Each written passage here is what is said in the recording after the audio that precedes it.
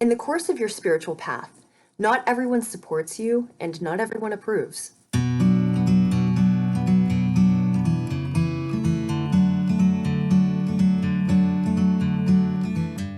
This full moon is in Purva Phalguni Nakshatra, and a really well-known native is Madonna. So consider, last time Dinesh Nakshatra for the new moon, that was Marilyn Monroe.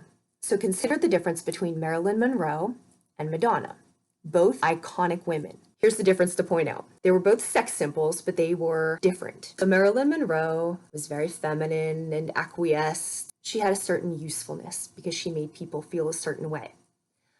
Madonna also has a usefulness, but in a different way. Madonna was not this blank canvas waiting for somebody to show her what to be. She was a woman with a vision, and what her vision was, what her creativity was, evolved over time, but she was the one with the vision. She was the one with the creativity. She was the one with the hard work.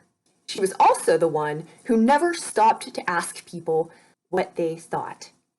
She wasn't concerned if people liked her or agreed with what she was doing or how was she doing in the polls. She wasn't really concerned with public opinion. She had a vision and she realized that creative vision. So she is this epitome of creative force energy. Now, Phalguni means the pink fleshy parts of a woman. So this nakshatra is very much about sex, and sex is creativity. Sexual energy is creative energy. The two are not separate. The nakshatra is in Leo. All of these elements are encompassed in the 5th house. So anytime you are creating something, it's with this sexual energy. Now let's think about it for a minute in your own life. Esoterically, sex is not something that is stigmatized as it is in many cultures. So let's apply that principle in our own lives. While the words are very easy to say, be yourself, express yourself, be who you want to be, there are consequences to being who you want to be, especially if you are on a spiritual path, especially if you have some sense of purpose in the world, especially if you walk with direction and know that the endeavors you undertake have some more significant purpose. So what you are creating, not everybody sees it. Actually, nobody sees it. Only you see it. Other people can get pieces of it and maybe get an idea of what you're doing if they are so inclined to think that way. But you can't ever count on anybody to know what you're doing. So what happens is somebody will step in without knowing what the big picture looks like, without really knowing what you're creating, and they just pick apart the little things that you do. They pick apart the little pieces of how you do things. They see sections of your work and critique those sections, but they don't see the whole of your work. Only you see the whole of your work. So again, while it seems very easy to say, oh, just be yourself, walk with your purpose, there are consequences. If you have people around you who, for example, have different religious views or different spiritual views, sometimes there are consequences to that. Sometimes you're ostracized, sometimes you're considered evil, sometimes you're considered bad. There are consequences. If you have questions about what's going on, and for example, you go to see a mental health professional, and they don't know what you're talking about because they don't see the esoteric world, they don't have the abilities you have, they don't have the sight that you have, they'll look at you like you're crazy, and then that doesn't help at all. Or if you talk to just a regular person who doesn't have what you have, they don't see what you see, and they don't have the capacity to understand what you're talking about. What happens is that each time we encounter those situations, even though you know better, but still it chips away at you little by little by little. So it's not the grand sense of purpose, it's these little things, it's these small pebbles in your shoe that make the walk harder, that make the journey harder. But all of these parts that other people think are weird, that other people don't understand, but these parts that are actually the most interesting part of you, if you could talk about anything, this is what you would talk about. Keep developing those parts. Keep developing those parts. And it doesn't matter what anybody else says. Keep developing those parts because they are your most interesting parts. What you're curious about, this is what cures you. What you have the eye to see, the truth as you understand it, your perspective, that is what makes you your unique self. And nobody can see that but you. That means nobody else has that to offer to the world except you. So when these times come, when these small incisions of doubt come at you, you remember only you see what you see. And the fact that you see it, it's very important to bring it into the world.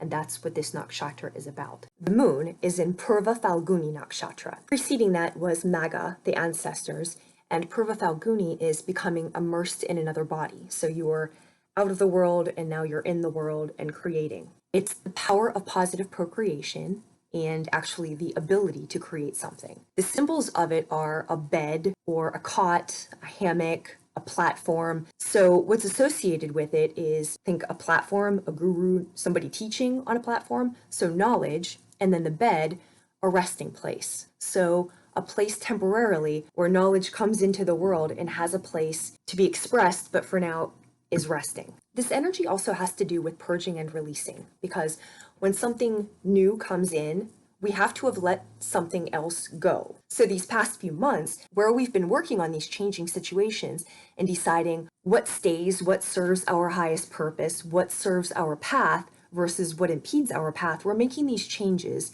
and we're looking at our relationships and we're looking at our livelihoods and we're looking at our pastimes and we're looking at our friends and deciding what's there versus what should go. Everything that you've released, everything that you've calmly closed the door on has made room for now this creative energy from above. This nakshatra is also about divine partnership. So it's something from above that the individual is trying to merge with. It's the soul being let loose in the material world to gather knowledge, and then looking at who we partner with, how we partner with ourselves, and are we working with ourselves or against ourselves? So the lunar period of these next 2 weeks is this place of rest and acknowledging what's now come into your life, what resources you have available to you, and looking at what your soul is here to do. Uranus is in the 4th house in this chart, and the 4th house is our place of origin, our sense of home. It can either be the literal home or where we feel at home. And the fact that Uranus is present in the 4th house in this chart is indicating that how we feel about home is going to change. Creative energy is sexual energy. So for a minute, let's consider the tie between nudity and knowledge. Think of Adam and Eve in the Garden of Eden, that story. Adam and Eve were naked. That wasn't the problem. The problem is when they became aware of the fact that they were naked. So it wasn't the nudity itself, it was awareness of it. We are made to feel so ashamed of our sex, of our body, of our physical desires, our imaginative desires. There's barely a place you can look where someone's not trying to make you feel self-conscious because they're trying to also sell you a solution. It can take a lifetime just to get over not feeling self-conscious about your appearance or your body or what your utility is to the opposite sex, because we even conceptualize our own usefulness to how, especially as women, whether or not men find us attractive. Thus, like, if men find us sexually useful to them. So it's interesting, right? Like, that dynamic's not the problem, but calling attention to that dynamic, awareness, and then bringing to conscious awareness that we are aware that that's happening. That's the problem. That's when you become a feminist. That's when you become a loudmouth person. That's when you become problematic, when you start to make other people feel uncomfortable. And that has to do with people who are trying to use your energy and redirect your creative energy, your sexual energy, in a way that's useful to them. Whereas this nakshatra is having you bring it back to yourself and the knowledge of how powerful that is and what you can do if that energy is harnessed and directed in a productive way. The setup alone of this chart is very telling. The first thing is what's called a bucket. So you have the moon, the handle, and then all of the other planets below. So you have the moon, your internal, your mentality, how you feel about things, your emotional state, casting light on all of the other elements. So how you're feeling about something, how you've been thinking about something, how you've been internally processing something. Now you're looking at that new mentality and you're looking at all of the areas of your life that you've been processing this information. The other thing, right? So the moon is in the 8th house and the sun is in the 2nd. So the 2-8 axis is the same axis that the eclipses were on back in December. The 2nd house has to deal with esteem. It also has to deal with our stuff, the money you make from the work that you do, but your esteem, reinforced by the stuff you have to speak for you. That's opposed to where the moon is now in the 8th house, and the 8th house is about alchemy and transformation and going deep. Your most vulnerable self is the 8th house. So when you're done with your transit in the 8th house, it's a different type of self-esteem. It's a self-esteem that's invisible. So whereas the second house is your stuff, but you have something to show for it, and that's how you derive your esteem, eighth house is something different. So it's the esteem you get from the spiritual work that you've done, but on the exterior, you don't have anything tangible to show for it. So consider how that shows up in the world. How we consider somebody who has done well. You have cool stuff. You have a nice house. You have a good income. You've got a cool car. You've got nice clothes. You can go places. You have stuff. So your stuff somehow speaks for you. And the way we get wrapped up in that is very subtle. How you get to see what you're really about is after that eighth house action. After you've gone through these invisible depths of things that you didn't want to visit, and you go through all the dirty, dark places of your existence, your background, your shame about money, your shit, like all of the secrets, all of the things that you never once said, when you come out the other side of your eighth house, the strength that you have is internal. It's a spiritual strength that you've had. Accumulation is the wrong word. So second and eighth house are different. So that's what this new moon is. Moon is in the eighth house, so you're going through something internal. Any growth you have that happens internally, nobody gives you a paycheck for that. So if it feels like thankless work, that's because socially it's not something that's particularly valued. The aspects for this chart are very interesting too. You have Saturn square Uranus as a feature. So Saturn, structure, coming up against Uranus, disruptions. So disruptions in your structure. Pluto is trining Mars. Pluto, looking underneath things. And then Mars, what are you going to do about it? So now that you have this truth, what are you going to do about it? Moon, trining Uranus. Trine means that this is just a very natural energy flow. So you are now in the mood to do something unexpected. And then Sun, sextiling Uranus, there's an opportunity there. Libra, sun, moon, and rising. This full moon takes place in your 11th house, and your 11th house is the house of friends, associations, networks, the people you hang out with by choice, and your hopes and wishes. So it's you and how you are expressing yourself in the broader community, in the broader world. 11th house is opposite your 5th house. So what this moon is asking you to do is look at your associations and look at the friends you have right now. Are they people you can build with? Who has access to you, and how does that affect you? So do you have to tone yourself down a little bit? Do you have to, those pieces of you that you found very interesting, do they find them maybe a little less interesting or not so okay at dinner? So maybe you should not talk about those things. Or are they supportive? Are they encouraging? But how do your friends and networks and associations help you on your path and help you in your creative endeavors? Are you feeling like yourself around all of these people, around your networks, or are you just a shallower version of yourself? Because who your friends are and who is around you affects what you are able to create. And 11th house is opposite the 5th house. So 11th house of friends is opposite 5th house, your house of creativity, what you're able to bring into the world. And this is why it's critically important for you, because who's around you matters in your creative output.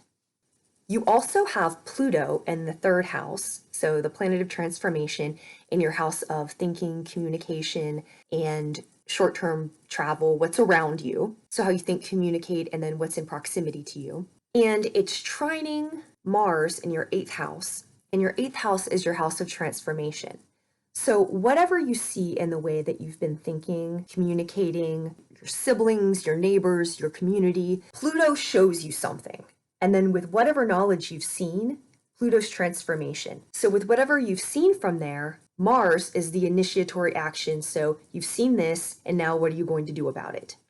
And the 8th house is actually your house of transformation. So how you think, how you interact with people, how you see your place in your community, maybe what your community looks like, look for those things to be transformed. And there's a trine between Pluto and Mars, so this will feel like a very natural energy. This is nothing that's forced and it's nothing that's oppositional. It will just flow very easily. Another energy that will flow very easily is, again, Moon in your 11th house with your friends and network, is trining Uranus in your 7th house of your partners, your one-on-one relationships. So as the full moon is shedding light on your networks and your associations and who you associate with in the big picture, look for something unexpected to happen in your close associations, your partnerships, how you do your contracts.